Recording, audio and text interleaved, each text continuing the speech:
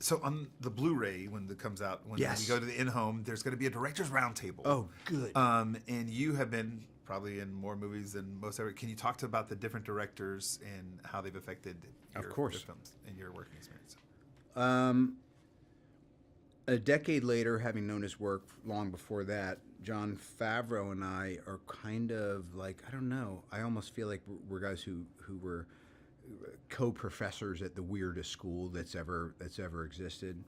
And so we have this amazing history with each other, and I also just am a huge supporter of him as a writer, director, and actor and all that stuff, too. And Shane Black basically wrote and directed Kiss Kiss Bang Bang, which was my calling card film to Favreau, to have him say to Marvel, look at him in this film, he looks, everything's going great, look, he's an action guy. And Shane is just a really special individual. Joss was the man for the job to be able to take all of those disparate things and somehow create a new formula, which is exceptional.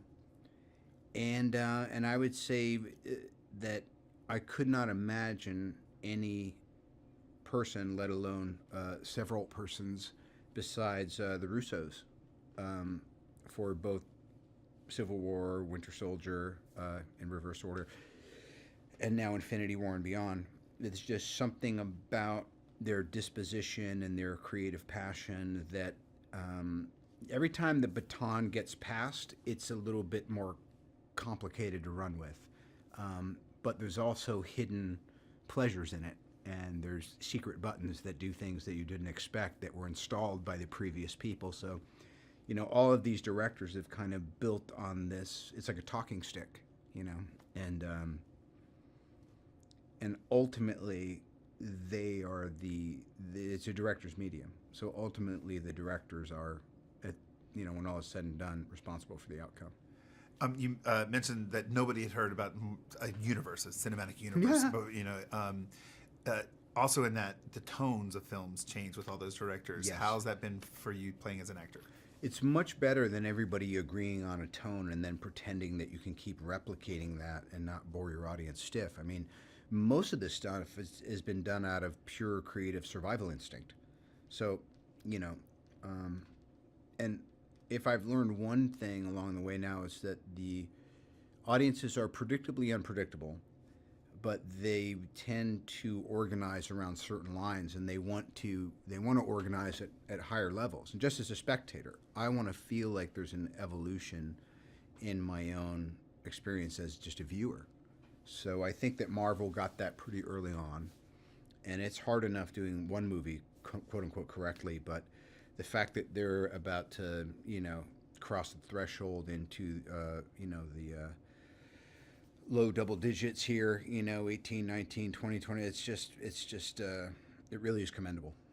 And there's going to be 2 to 3 minutes of gag reel that'll be on the disc. Good. So no one's seen the film, no one's seen the gag reel, no one's seen anything. Mm-hmm. Can you give us a moment that you think might be on the gag reel from set? Oh my God. Well, anytime Pratt's around.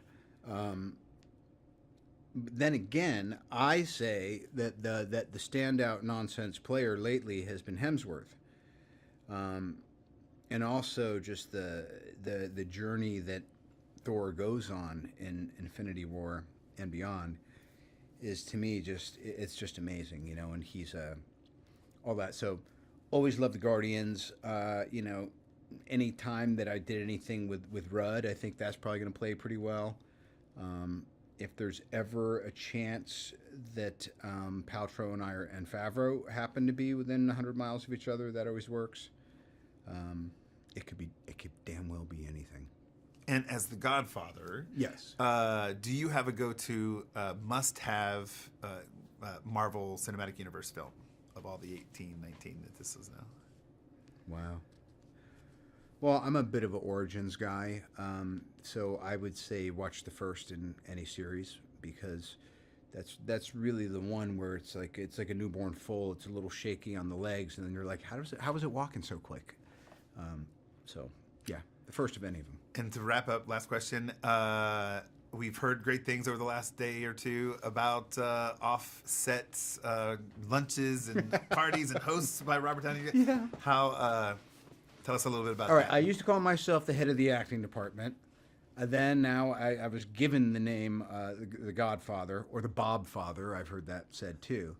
But now what I am is a very comfortable and lazy event coordinator.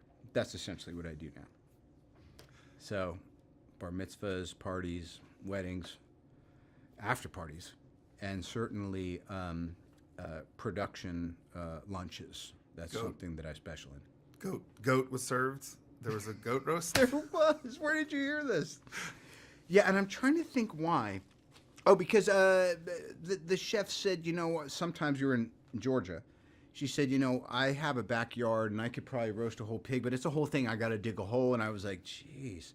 I was like, well, we're going to need that. And then it just seemed a little less brutal, but even stranger that there was a cloven-hoofed animal brought to her. It got very medieval that day. I'll tell you that much. And I'm told the goat's name was known. The goat had a pretty nice life before it was ended prematurely for our needs. Look, the whole world should be heading towards being vegetarian, but until then, don't give me any guff. Once the thing's already been offed, I mean, if I got offed, I would rather be served while I still tasted good.